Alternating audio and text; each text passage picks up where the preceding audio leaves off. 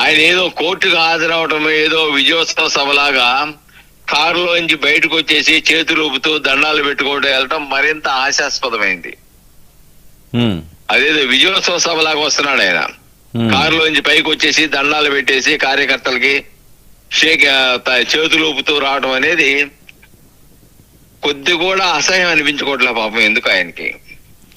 కాదు సార్, మరి ఆయనకి 40% ఓట్లు ఉన్నారు, ఒకసారి సీఎం చేసిన ఆయన, మరి భారీగా జనాలు వస్తే వాళ్ళకి అంతటా వాళ్ళు స్వచ్ఛందంగా మరి అవివాదం చెయ్యకపోతే ఉండగలరా రాజకీయ నాయకులు?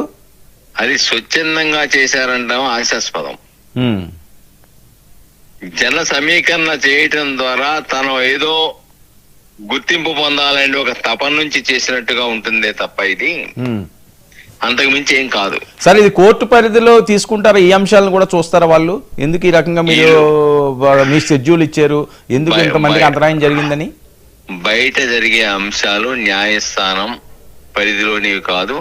న్యాయస్థానం అసలు వాటిని పరిగణలోకి తీసుకోదు. అసలు నువ్వు ఎంతమందిని సమీకరించావు, ఊరేగింపు చేసావా, లేకుంటే ఇంకోటి చేసావా అనేది న్యాయస్థానం పరిగణలో తీసుకోవడానికి అవకాశాలే లేవు.